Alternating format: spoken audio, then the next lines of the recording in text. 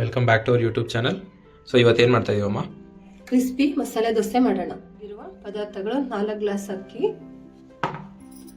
2 glass ಉದ್ದಿನ ಬೇಳೆ, 2 spoon ಕಡಲೆಬೇಳೆ, 2 ಸ್ಪೂನ್ ಮೆಂತ್ಯ, 1 ಬೌಲು ಅವಲಕ್ಕಿ. ಈಗ ಇದನ್ನೆಲ್ಲ ಒಂದು ಪಾತ್ರೆಗೆ ಹಾಕೊಂಡು ನೆನೆಸಿಡೋಣ. ರಾತ್ರಿ ನೆನೆಸಿಡೋಣ, ಬೆಳಗ್ಗೆ ಎದ್ದು ರುಬ್ಕೊಳ್ಳೋಣ. ಇದನ್ನೆಲ್ಲ ಹಾಕೊಂಡು ಅಕ್ಕಿ, ಉದ್ದಿನಬೇಳೆ, ಮೆಂತ್ಯ, ಕಡಲೆಬೇಳೆ ಎಲ್ಲ ಹಾಕೊಂಡು ನೆನೆಸ್ಕೊಂಡಿದ್ದೀನಿ. ಇನ್ನು ಇದನ್ನ ಒಂದು ಪ್ಲೇಟ್ ಹಾಕಿ ಮುಚ್ಚಿಡೋಣ, ಬೆಳಗ್ಗೆ ಎದ್ದು ರುಬ್ಕೊಳ್ಳೋಣ. ನಾರ್ಮಲ್ ಆಗಿ ಅಕ್ಕಿ ಮತ್ತೆ ಉದ್ದಿನ ಬೇಳೆ ಮಾತ್ರ ತಾನೇ ಹಾಕೋದು ದೋಸೆಗೆ? ಅದು ಕಡಲೆಬೇಳೆ ಮೆಂತ್ಯ ಹಾಕೋದ್ರಿಂದ ಕಲರು ಬರುತ್ತೆ, ಟೇಸ್ಟ್ ಚೆನ್ನಾಗಿ ಬರುತ್ತೆ. ಅದಕ್ಕೋಸ್ಕರ ಅವಲಕ್ಕಿ ಹಾಕೋದ್ರಿಂದ ಅದು ತುಂಬಾ ಸ್ಮೂತ್ ಆಗಿ ಬರುತ್ತೆ, ದೋಸೆ ಚೆನ್ನಾಗಿರುತ್ತೆ. ಮತ್ತೆ ಅವಲಕ್ಕಿನ ಇದ್ರ ಜೊತೆ ನೆನ್ಸ್ಕೊಡ್ದು ರುಬ್ತೀವಲ್ಲ, ಅವಾಗ ಒಂದು 10 ನಿಮಿಷಕ್ಕೆ ಮುಂಚೆ ನೆನೆಸಿ ರುಬ್ಬುವಾಗ ಸ್ವಲ್ಪನೇ ಹಾಕೊಂಡು ರುಬ್ಬೇಕು. ಓಕೆ, ಅವಲಕ್ಕಿ ಹಾಕೊಳ್ಳೋದ್ರಿಂದ ಸ್ಮೂತ್ನೆಸ್ ಬರುತ್ತೆ, ಸ್ಮೂತ್ ಆಗಿ ಬರುತ್ತೆ. ಇವಾಗ ಅವಲಕ್ಕಿ ಹಾಕ್ಬಿಟ್ರೆ ಅದು ಫುಲ್ಲು ನುಣ್ಣಕ್ಕಾಗ್ಬಿಡುತ್ತೆ ನೀರೊಳಗಡೆ. ಹಂಗಾಗಿ ರುಬ್ಬುವಾಗ ಒಂದು 10 ನಿಮಿಷಕ್ಕೆ ಮುಂಚೆ ನೆನೆಸಿ ರುಬ್ಬುವಾಗ ಹಾಕೊಳ್ಳೋಣ. ಸರಿ, ಓಕೆ. ಅಮ್ಮ, ಇವಾಗ ಇದು ಚೆನ್ನಾಗಿ ಸೋಕಾಗಿದೆ ಅಲ್ಲ? ನೋಡಿ, ಚೆನ್ನಾಗಿ ನೆಂದಿತ್ತು. ಇವಾಗ ಈಗ ಎಳೆ ನೀರನ್ನ ಚೆಲ್ಬಿಟ್ಟು ಹೊಸ ನೀರು ಹಾಕೊಂಡು ತೊಳ್ಕೊಂಡು ರುಬ್ಕೊಳ್ಳೋಣ. ನೋಡಿ, ಈಗಿದು 2 ಸಾರಿ ನೀಟಾಗಿ ತೊಳ್ಕೊಂಡಿದ್ದೀನಿ. ಈಗ ಇದನ್ನು ಜಾರ್ಗೆ ಶಿಫ್ಟ್ ಮಾಡ್ಕೊಳ್ಳೋಣ.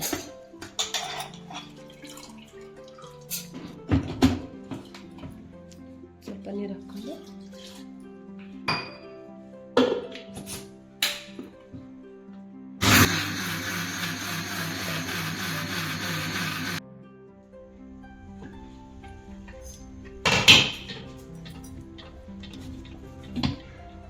ಸೊ ತುಂಬಾ ತೆಳ್ಳಗೆ ಹಾಕೊಡ್ದಲ್ಲ? ಮೀಡಿಯಮ್ ಆಗಿರ್ಬೇಕು, ಜಾಸ್ತಿ ನೀರು ಹಾಕೊಂಡು ರುಬ್ಕೊಡ್ದು. ಮೀಡಿಯಮ್ ಆಗಿ ಸ್ವಲ್ಪ ಹಾಕೊಂಡು ರುಬ್ಬೇಕು. ಸೊ ಈಗ ಒಂದು 4 ರೌಂಡ್ಸ್ ಆಗಿದೆ, ಇದು ಲಾಸ್ಟ್ ರೌಂಡು. ಇದಕ್ಕೆ ಅವಲಕ್ಕಿ ಹಾಕೋಬೇಕಾ? ಹೌದು, ತೊಳೆದು ಇಟ್ಕೊಂಡಿದ್ದೀನಿ, ನೆನೆಸಿದ್ದೀನಿ ಒಂದು 10 ನಿಮಿಷಕ್ಕೆ ಮುಂಚೆನೆ. ಅದು ನೆನೆಸೋದಕ್ಕಿಂತ ಮುಂಚೆನೆ ಒಂದು 2 ಟೈಮ್ಸ್ ವಾಶ್ ಮಾಡಿ ಇಟ್ಕೊಳ್ಳಿ. ವಾಶ್ ಮಾಡಿಬಿಟ್ಟು ಆಮೇಲೆ ನೆನೆಸಿಡ್ಬೇಕು. ಈಗ ಒಂದು ಸ್ವಲ್ಪ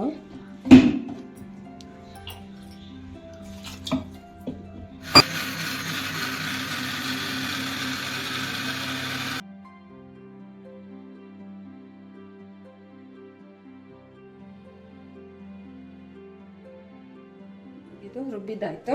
ಫುಲ್ಲು ಮಿಕ್ಸ್ ಮಾಡ್ಕೊಳ್ಳೋಣ. ಚೆನ್ನಾಗಿ ಮಿಕ್ಸ್ ಮಾಡ್ಕೋಬೇಕು. ಅವಲಕ್ಕಿ ಎಲ್ಲ ಲಾಸ್ಟಲ್ಲಿ ರುಬ್ಬಿದ್ದೀವಲ್ಲ, ಅದೆಲ್ಲ ಫುಲ್ ಎಲ್ಲದಕ್ಕೂ ಚೆನ್ನಾಗಿ ಮಿಕ್ಸ್ ಆಗಬೇಕು. ಈಗ ಇದು ಚೆನ್ನಾಗಿ ಮಿಕ್ಸ್ ಆಗಿದೆ.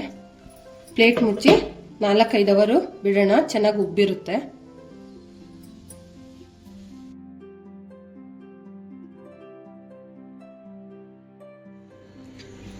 ಈಗ ನೋಡಿ, 4-5 ಅವರ್ ಆಗಿತ್ತು, ರುಬ್ಬಿಟ್ಟಿದ್ದೆ.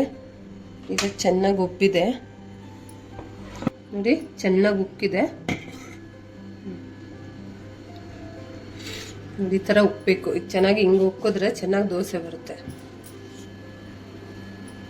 ಸೊ ಈಗ ಇದಕ್ಕೆ ಉಪ್ಪು ಮತ್ತೆ ಸೋಡಾ ಮಿಕ್ಸ್ ಮಾಡ್ಕೋಬೇಕಲ್ಲ? ಹೌದು.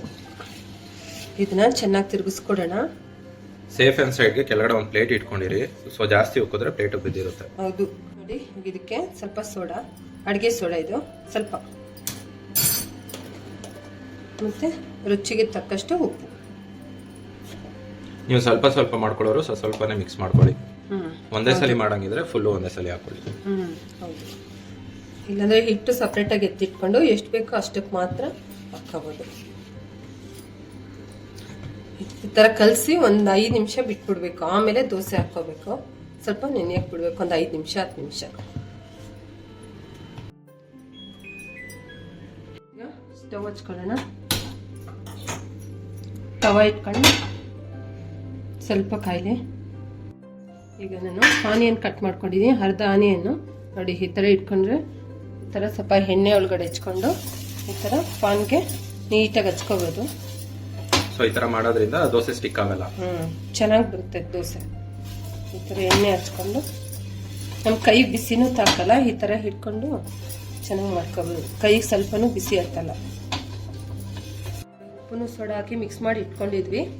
ಈಗ ಫುಲ್ಲು ಚೆನ್ನಾಗಿ ನೆಂದೈತಿ. ಈಗ ದೋಸೆ ಹಾಕೊಳ್ಳೋಣ.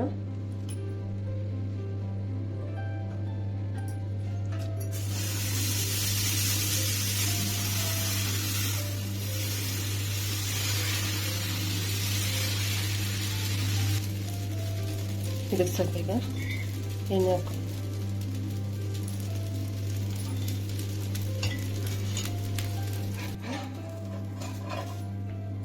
ನೋಡಿ ಒಂದು ಸ್ವಲ್ಪ ಕೂಡ ಸ್ಟಿಕ್ ಆಗಿಲ್ಲ. ಚೆನ್ನಾಗಿ ಬಂದಿದೆ ನೋಡಿ. ಕಡಲೆಬೇಳೆ ಹಾಕಿದ ರೀಸನ್ ಇದಕ್ಕೇನೆ ಈ ತರ ನೀಟಾಗಿ ಕಲರ್ ಬರುತ್ತೆ, ಚೆನ್ನಾಗಿರುತ್ತೆ ಟೇಸ್ಟು.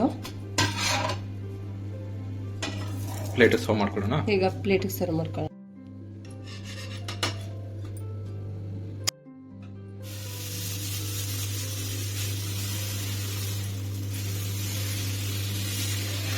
ನೀವಿದು ಎಷ್ಟು ತೆಳ್ಳಕ್ಕೆ ಬೇಕಾದ್ರೆ ಹಾಕೋಬೋದು, ಚೆನ್ನಾಗಿ ಬರುತ್ತೆ. ತಗೋಕ್ಕೇನು ಎಣ್ಣೆ ಬೇಡ, ಅದು ನಾನು ದೋಸೆ ಮೇಲೆ ಹಾಕ್ತೀನಿ ಸ್ವಲ್ಪ.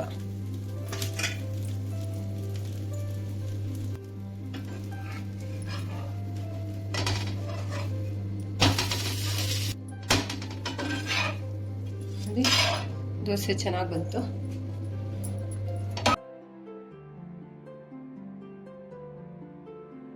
ಸರ್ವ್ ಮಾಡ್ಕೊಳ್ಳೋಣ. ಹಾಂ, ಸರ್ವ್ ಮಾಡ್ಕೊಳ್ಳೋಣ.